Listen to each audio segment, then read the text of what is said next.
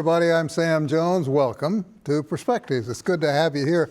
Before we introduce our first guest, there's something I need to drop in to kind of alert you to something that's going on that you may or may not know about.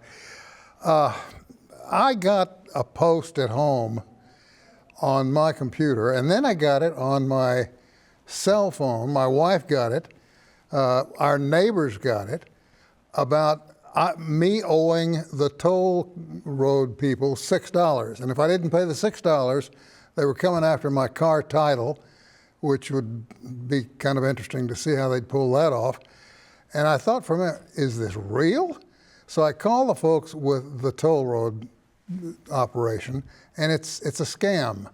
The whole thing is a scam. So if you get that notice, talk to the folks with the toll road operation, and they will tell you it is a scam. Do not send them any money. Don't send them the $6. Don't send them anything. Just ignore it. But make a note of it and alert the folks at the toll road operation that you got it, and then you become a checkmark, and they're able to trace some things back on that.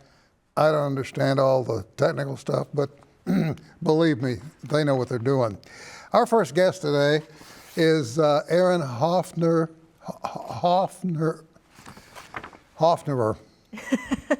I'm so sorry. It's all right. With the City of Broken Arrow, and it's good to have you here. Thank you. I'm happy to be here. And we're here to talk about film. Yes, we are. How much film? Hopefully lots and lots of film. I understand that you've approved a new pilot program, an incentive program. Tell us about it. Yes, so I'm with the City of Broken Arrow's Tourism Department, also known as Visit Broken Arrow, and just a couple months ago, our City Council approved the pilot program to have a film incentive, meaning if a film comes and spends money in our city, they stay at our hotels, they use our office space, any of those options, they can get some kind of rebate from that money that we set aside for that. And this is just as a part of the ongoing push from the state to get films to come to Oklahoma and shoot their films here, like Twisters and Killers of the Flower Moon and all of those great films. Sure. Yeah. Now, Oklahoma City already has such a program, do they not? Yes, so they have the largest pool, and so we went for second place. But their pool is about $1 million, if not more, and so we went for second place with 100,000. But all of these incentives are great because you can stack them on top of each other. So if they do some filming in Oklahoma City, they can get some of that. If they come up to Broken Arrow, they can get some of ours. So it's a really good deal for these film companies to come to Oklahoma. You know, there's almost an imaginary line that runs between Oklahoma City and Tulsa when it comes to film. Yes.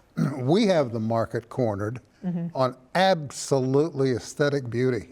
It's everywhere you look. Get outside of town, take a look around at the forests, the rivers, the lakes. There's all kinds of places to shoot. Oh, yes. And that's what's amazing about Oklahoma. We have so many different ecosystems. You could do so many different things in one state because we have the deserts, we have the hills, we have the plains, we have all of these ecosystems that no matter what kind of film you're making, we pretty much have it in Oklahoma. And that's well amazing. Covered. Yeah. Well, when did you start the program? So we started it just a couple months ago. I think it was passed in February sometime. Have you any nibbles yet? A little bit. So films I have found, we've only had a couple in Broken Arrow in my lifetime with the city, but we've had a couple, like, they might come, but they're kind of doing their research, they're trying to figure things out, but I've had some scouts reach out and ask me if we have these certain locations that they could use and would they be available and like eligible for the program and all of those things. So we have some nibbles, but we haven't gotten any true bites yet, but we're excited. Oklahoma's long been considered a flyover state. And that's the tragedy for everybody else. Yes. Hadn't hurt us that much. No? But with this coming into play, it's going to open it up to local workers, Yes. local food vendors, all kinds of folks are going to benefit from this. Yes, and that's what, you know, the normal people don't realize what a film can do for a town. So if you look at Killers of the Flower Moon, they filmed during COVID and saved that town in many ways because they were using the catering and the dry cleaning and the hotels and all of those things that were not, you know, being as utilized as much because of COVID. They were using them at full capacity, essentially. And so these films, when they come to town, they don't want to bring all this stuff with them. So they'll go go to the hardware store and build what they need to build.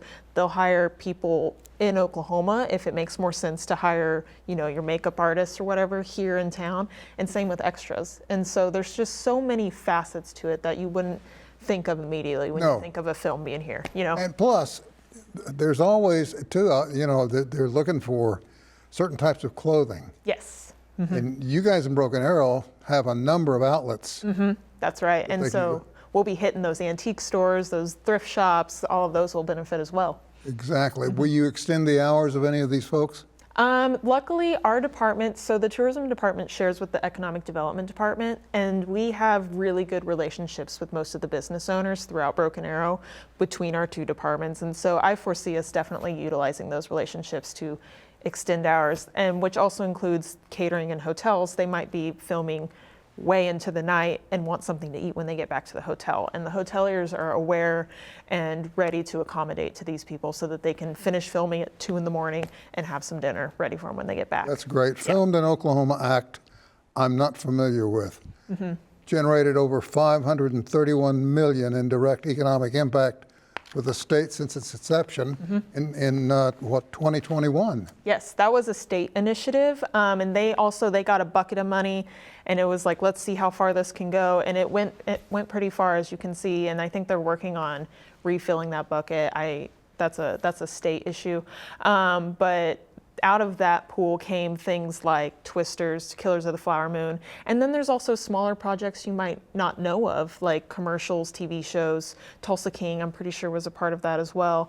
And so there's all sorts of different types. Your indie films that just go to these festivals, that don't necessarily hit blockbusters. And so it encompasses not just the big ones, but the little markets too, which are just as, profitable as, bringing in the big ones as well. Yeah. There has been a film made under the sun anywhere or the moon that didn't require local talent to some respect. And, walk-ons, just people walking down the sidewalk. So there's going to be room for extras. Yes. Will that be announced if we get film people coming in? Absolutely, yeah. So we will help facilitate, spreading the word if we need to, and also not spreading the word if we need to, because we don't need everyone flocking to Broken Arrow because we have Leonardo DiCaprio, walking around. And so we will assist the filmmakers, with anything and everything they need. Police department been alerted? Yes, because we'll definitely need them sometimes. We've had some smaller commercials that want to film on our main street that we have to block off, some parking spots for, and so that's working with our police department and working with our streets and stormwater departments, and that's kind of where we come in to help facilitate those, so they don't have to personally go to each department and try and figure it out. I got to tell you, you're opening a can of worms, kid, because there's going to be all kinds of folks showing up saying, where's so-and-so, where's so-and-so? Right. No, and it's exciting because, as a kid, I was like, I want to be a film director when I grow up, and then it just I went different directions. But as a kid, seeing a film happen in your hometown or even close to your hometown, that's just going to open up the possibilities of, oh, I could go work on a film because it's right there, And so I'm also excited for that aspect for, the job opportunities in Oklahoma. You don't have to move out to California to be in the film industry anymore. You can do it right here. And that's something that's really exciting for me. When this thing starts to click, will you come back and talk with us about it? Yeah, absolutely. We'd love to have you back on the show. Yeah, no, I'm excited about it, and this has been wonderful. I will absolutely come back. Thank you so much. Thank you.